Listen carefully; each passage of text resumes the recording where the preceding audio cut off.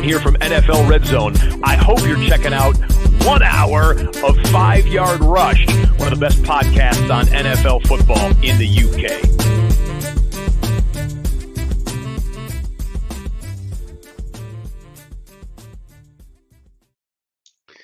Yo, what's happening, Rush Nation?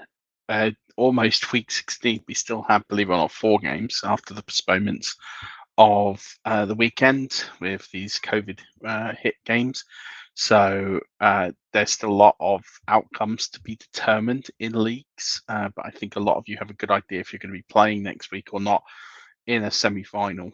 And we're approximately 14 days away, although we don't know yet for sure, days away from the end of the fantasy football season. So to really, counting the days now, there's lots of football still to be played, and luckily there's a lot of football still to watch, and it's going to be on most days now.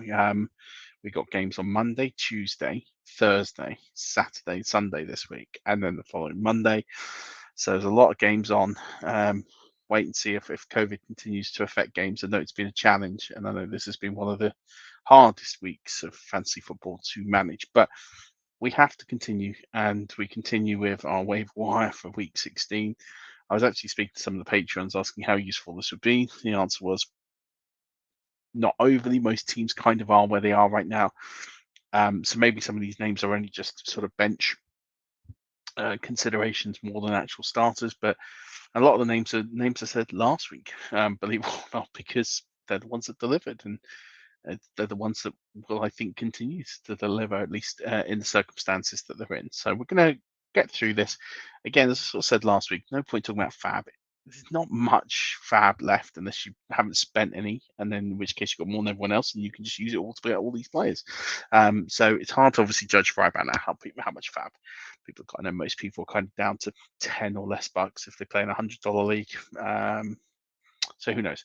But at the end of the day, it is what it is. So I'm going to leave the fab off. I'm just going to talk about picks. And I would just say with any of these guys, I would say the running backs, the wide receivers, just empty a clip, pick a guy you like, and just empty it or spread it across and try and get a couple of these folks. The quarterback, the tight end, the DST, not so much. Maybe not the kicker, or I quite like him. I've talked about him quite a bit. So in previous podcasts, so it's there for you to use and to think about. So anyway, let's get straight into it.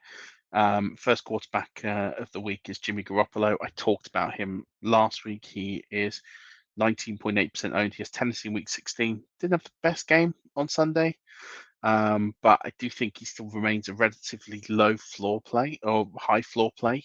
I know he only got 13, 14 points this week, which is a little lower than we kind of expected, but typically he plays pretty well, and I expect over the next 2 games he'll return back to those sort of 16 to 18 numbers.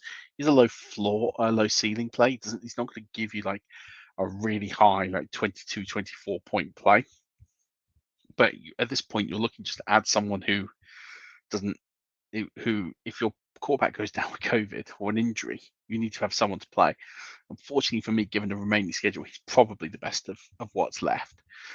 If you don't want to go that way and understand you want to try and find a high ceiling play, maybe just for this week and punt that problem until next week, Matt Ryan would be that man. He's 28.9% owned. He has Detroit in week 16, and I do think that Matt Ryan will outscore Jimmy G this week. It is the Lions. The Lions are playing really well. They did really well to beat Arizona the last 3 weeks. They've really clicked into gear. They're really doing a good job.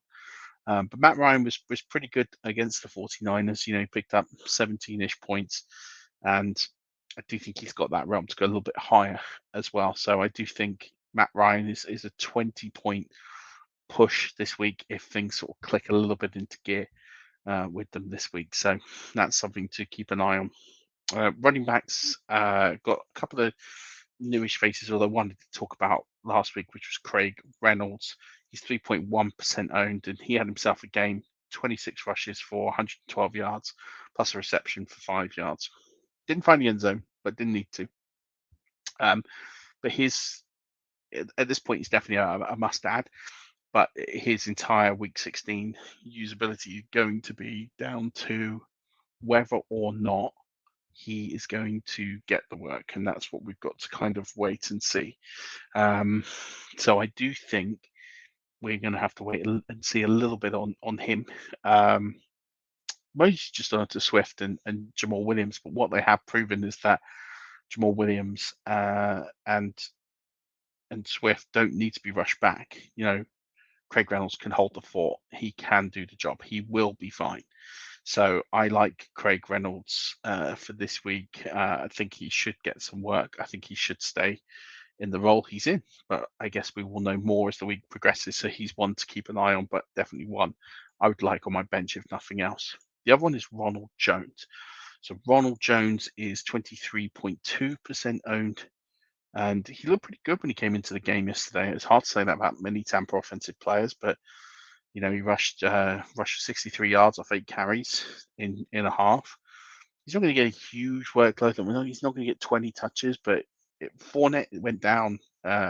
He didn't come out for the second half, or I think he came out for the beginning of the second half. And you're looking at Fournette thinking, okay, he's got a hamstring injury. He's had hamstring injuries before. His chances are that he's not going to play Sunday, which would make Jones the next man up.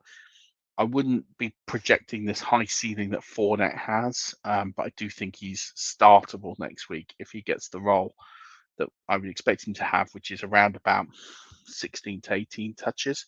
So I do think he's startable. And he does have this home run threat. This is what people forget about Ronald Jones. He is the man, if he gets clear, he could put up a big touchdown. He did it against Carolina last year, 98-yard touchdown.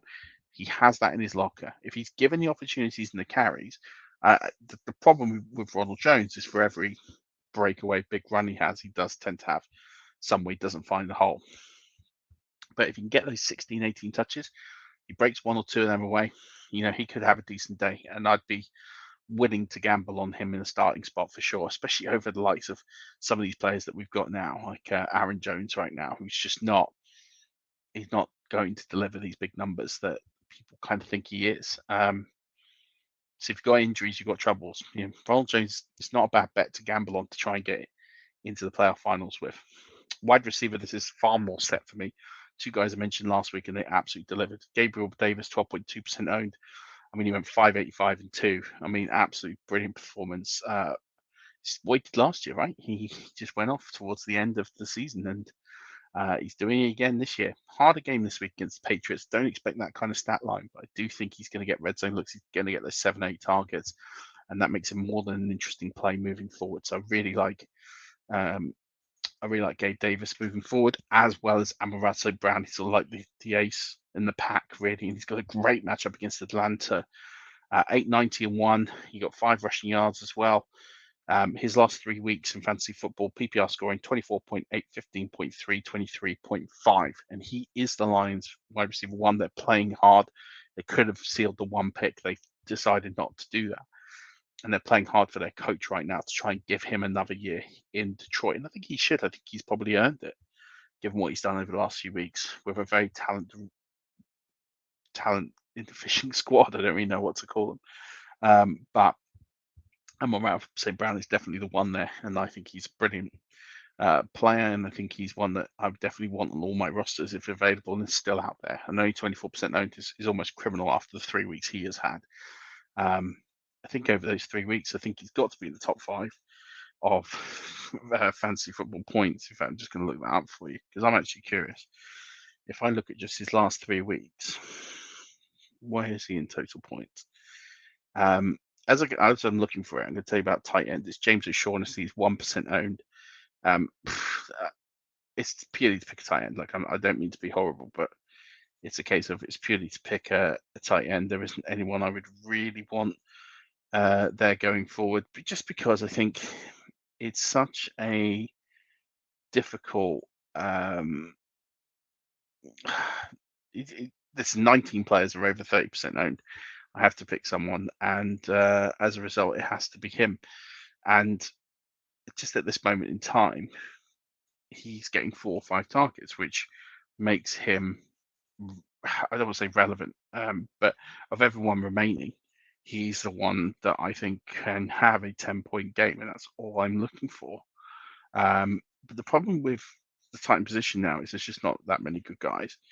And because there's not that many good guys, you're left in this terrible situation now where you're having to kind of gamble on just someone if you have to pick someone up at all. And there just isn't anyone worth picking up. There just isn't. You should have done it sooner. I urge people to get on that train sooner, and fingers crossed you did. And if you did, then I'm glad you've got someone else. If you didn't, then yeah, you're going to have to pick. You're going to have to pick him. You're going to have to pick James Shaughnessy because there's no one else. Everyone else behind him is terrible. I've just been looking up, and you probably see my eyes rolling. See where Amon-Ra St. Brown is over the last 3 weeks in fantasy football. He is in fact the wide receiver one. It does have Cooper Kupp and Justin Jefferson to go to catch him up.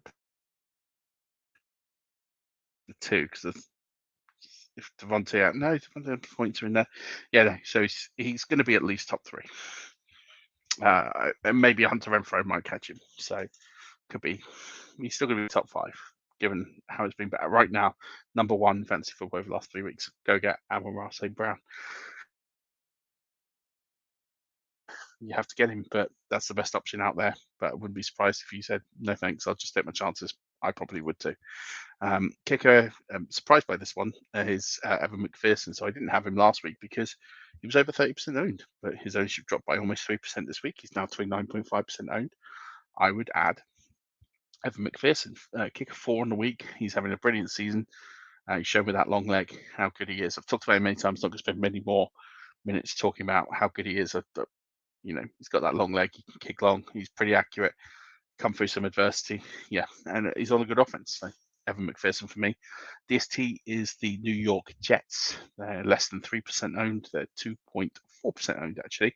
But they have Jacksonville. I shouldn't have picked Jacksonville last week. I kind of knew it, saying it like they'd fall through.